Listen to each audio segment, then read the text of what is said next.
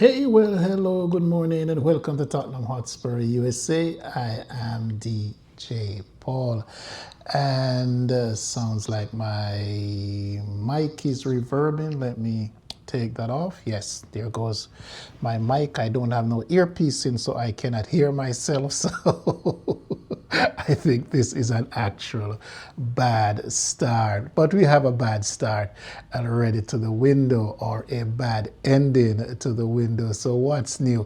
We all are Tottenham Hotspurs. We can't get it right. Did I say Tottenham Hotspurs?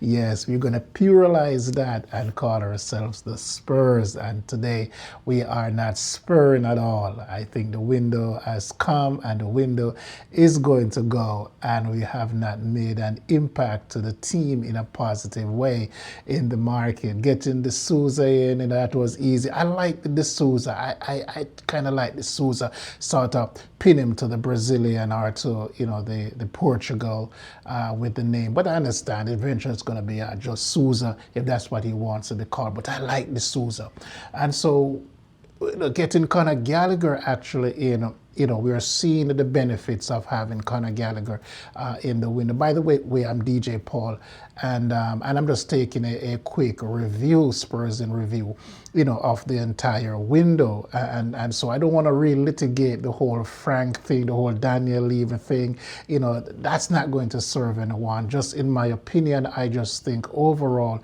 there was not enough time dedicated in terms of, how we think as a fan base for the effects of Daniel Levy to get out of the club, get away from the team. Something comes up where he's trying to sell his portion. And I was a little bit concerned that Daniel Levy was removed as a chairman, but what happened to his 30% of what he actually owns in the club. And now all the news are coming out and everyone is focusing now again on Daniel Levy, rightfully so, but at the same time, let's deal with who is the majority owner, and knowing that, Enoch and Lewis has not done anything to help us in this window, and therefore shifting the blame from Daniel Levy onto Thomas Frank is absolutely unfair to Frank. At the beginning of the season, we said that, hey, when we look down the roster and we see what's there, we just think that this squad itself was void of talent. There are few that you can say, hey, they're for the future, things are going to happen.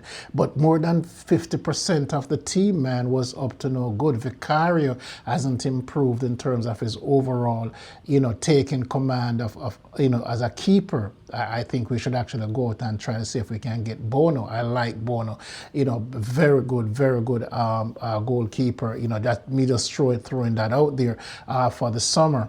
And Simons came in and he's doing what what would have happened. What happens in the Premier League is that most of the signings, apart from Ekitike, is actually finding their footing now, and so you're seeing better play coming from those players. If you ask me, I think Wirtz is beginning to show what he's made of. Voltemada started out, or Waltemada, whatever it is. They're all Germans, so the V will take precedent over the W. And so he's beginning to show, he was showing a lot. He's fallen back a little bit now with Newcastle struggling, and therefore you look overall, Sesko, scored a good goal against Fulham, and that's what you're going to see. You're going to see these players now in the second half, being in England, being in the league, should be getting up to what their billing price, and their fee value is. Javi Simons, who was pushed in right away because of Maddison, did not get a chance, and not having a left winger as well, didn't get the chance to actually sit and develop. I like the way he takes care of himself and taking care of his body, taking the responsibilities, knowing that he is the man who is going to be blamed, whether he plays well or not, is always going to be him, because he came in to fulfill something that we did not have. Even though we have it in James Maddison, he was already injured before Simons coming, so therefore the playmaking was going to fall on his shoulder, and therefore I like the fact that he went into the gym and he did what he has to do. You can see that he's carrying about anywhere between 5 and maybe 8 pounds in terms of his size, so you want to see that, you want to see at least that kind of improvement, and you see now is actually grooving, in the position that he's in. Notwithstanding that we just got Solanke back, and that is where the problem is, not having enough quality, hoping that Muani would have, been able to hold up the fort. We see how well the team looks when you have a focal point. You know where the ball is supposed to go because your talisman now is supposed to be a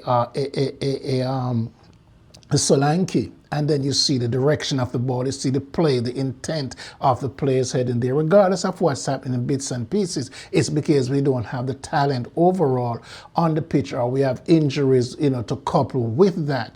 You're not going to change the injury status as for what it is. Hopefully we get some of them back. But the market itself we're open that at least, a few players, even on loan, could have come in and helped the team out in the interim, that we have, these devastating injuries. And then something also have to be done to look at why these are occurring so frequently around about the same time. During the festive season, we seem to be dropping off like flies. Now, if you're a top player and you want to come to Spurs, you're going to be scared for your career. So we have to take in factors when we're going out there and looking at players. And therefore, a player like Mickey van der Ven, who has, before, when he came in, and I don't want to dwell on Mickey van der Ven, I just want to use as an example. Mickey van der Ven actually lost 42 games under Ange Postecoglou, which is equivalent to an entire season. We have to take that into consideration as well. So now that he's having his little niggle, it's wise for Frank to hold him out. Just notwithstanding that before that he had a 17-game missing before he left Wolfsburg.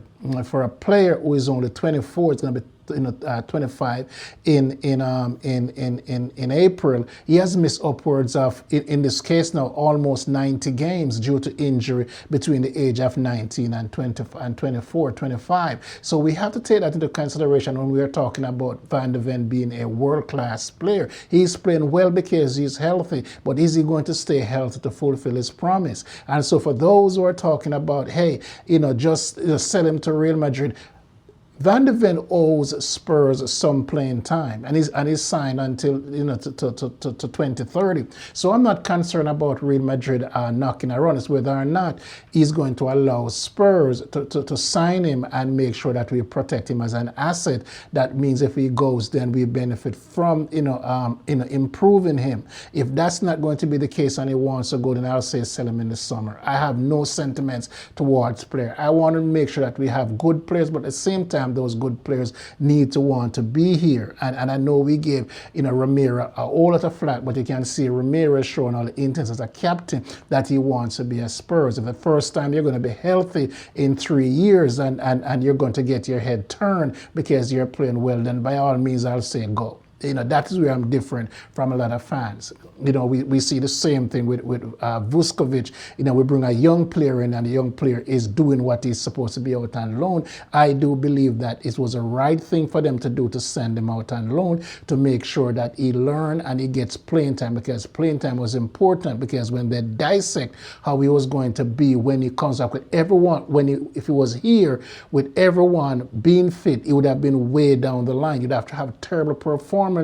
for him to come in. Frank didn't start to use a back three until lately. So when you look at it, if you have two deep at every position, he was going to be the odd man out, and would have taken something special for him to get in and don't relinquish that position. And that was not going to happen with Frank playing a back four and Ramiro and Van der Ven. The only part I see that I would say I would take some of that back is because you would have probably opened a way for him, because then if you want to play, Vuskovic, then you don't want to lose Van der Ven.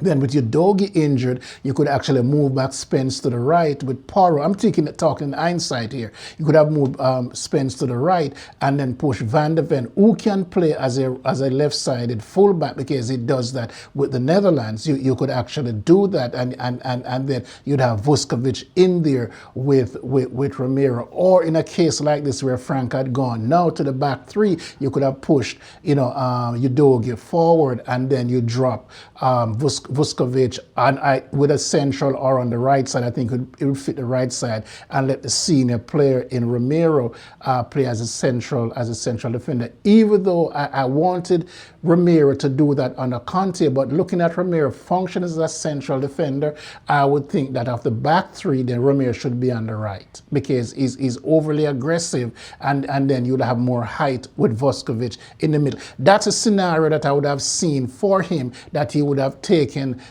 steps to be a part of the first team with Frank changing the way he's set up and with injury. So that could have happened to his advantage. But in my judgment of the way I see him is that the move for him was right. Stay where he is, develop. I don't care about Bayern looking at him or any other club that's looking at him. What we want to do is that we want to have desired players. And when you start to have 1, 2, 3, desired players, when you look at it just from the squad, as I was saying, intimate before, we have about 5 people, and if you bring Vuskovic in, you add him and you make him 6. So when you look at the summer and you said who are desirable as far as we have and who can stay and we can build from, not counting the backups, you're talking first teamers, you're saying, well, on the wings we should have Spence and Udogie, which I don't think they're going to go anywhere. Maybe Porro, if we get a good, maybe 35 million for Porro, we could ship Porro and slot Spence in over there. Udogie healthy,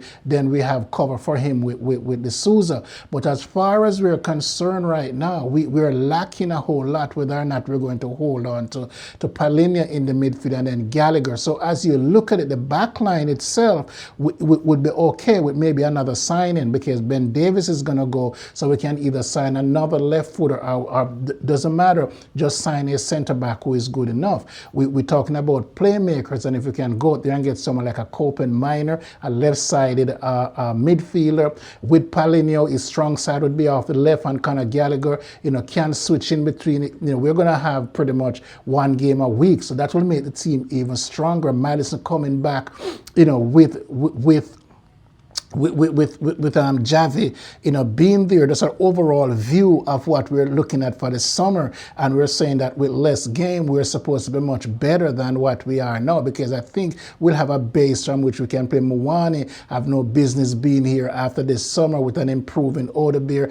and maybe we can let one of them go. Who knows if we're going to do that. Kudus will be healthy and be coming back. Maybe we'll get Kulishevsky, and then we still have the opportunity to go out there and get a left winger. Another striker to compete with Solanke would be, but for now we'll say that Solanke may improve and be the talisman, but we still need a striker. And this is where I was saying that in this window we should have gone out and filled one of those positions. There is no doubt that we need a ball-playing midfielder. I don't know if when Madison comes back and Kulishevsky, if that is going to all change, because like I said, if we go out and we get another number 6, we could actually slide Palhinha. If Palhinha stays, we could actually slide Palhinha to the right and have and some platooning is going to go on in there. But the team would have been stronger as far as the squad is concerned. And so therefore, we'll say maybe we don't need all the things that we think we need when everyone is healthy.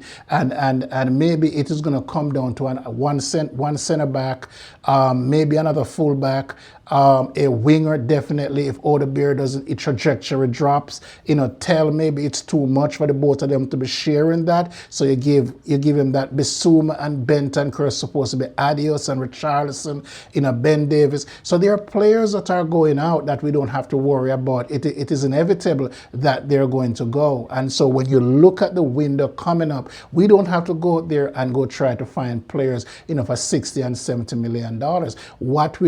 When we should have been doing is now we should be taking that risk, taking that chance, but mindfully so that players are going to worry whether or not they're going to a club that is going to be relegated. I don't think we're going to be relegated, so a good chance we could have gotten some players. So the window itself is really bad. It didn't do anything for the squad, so hopefully as we go through and everything works out the way it's supposed to be, we can do what we need to do in the summer, and everything that will just settle the team in. It's very disappointing to know that we did not improve the squad with all the injuries. As far as the game that just finished, this is what happened when you're inconsistent, when you don't have a good squad, is that you find that you play 2 games well, and then you go back to to being inconsistent. I'm not going to blame the manager. I really think the manager needed the time. He needs a player, and therefore I am hoping that we keep Frank. Let him build on whatever he's building. I noticed that he's trying to do things with different formation and different players. It was great to see him after the first half with City is go to a 4-4-2. 4-4-2 is one of the best formation in football. I've done it, I've coached it, so I understand how it is.